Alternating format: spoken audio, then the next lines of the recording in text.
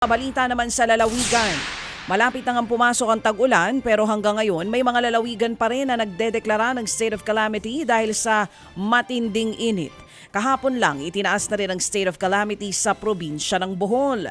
Inaprubahan ito ng provincial government base na rin sa rekomendasyon ng Disaster Risk Reduction and Management Council. Ayon sa Bohol, LGU, mahigit 400,000 piso ang pinsalang dulot ng El Nino sa agrikultura. Gagamitin naman ang emergency funds ng probinsya para tulungan ang mga apektadong magsasaka maging mga mangingisda.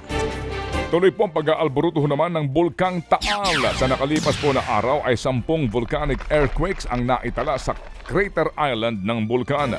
Halos 4 na tonelada ho ng asupre ang pinakawalan ng Taal sa mga nakalipas na araw. Nitong nakaraang linggo lamang ay nagkaroon din po ng phreatic eruption ang naturang bulkan.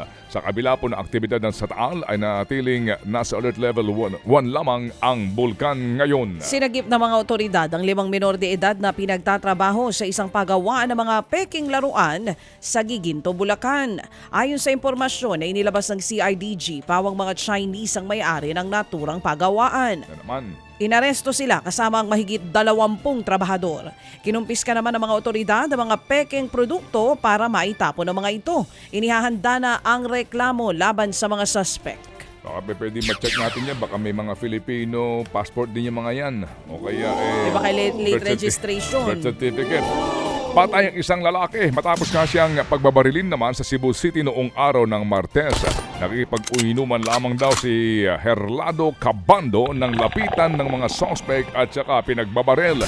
Agad tumakas ang mga kawatan. Sa pagmamadali po na iwan pa ng isa sa kanila ang suot niyang tsinelas.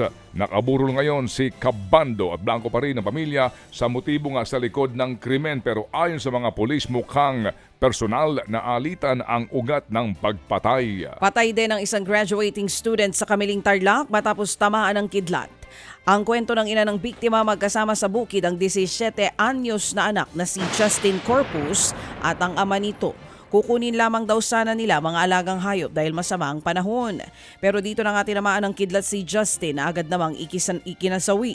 Nakatakda sanang mag-graduate sa senior high school ang biktima ngayong buwan. Ang paalala ng mga eksperto, iwasang manatili sa mga open area lalo na kung mukhang uulan. Opo, tsaka sa mga naliligo sa ilog ha, mag-iingat po tayo dahil ngayon daw sabi ng Pag-asa bigla-bigla po nagkakaroon ng mga pag-ulan sa kabundukan at yung tubig po wala kayong kamuang-muang biglang tataas dahil po na rumaragasa ang tubig galing ho sa kabundukan. Mag-iingat tayo.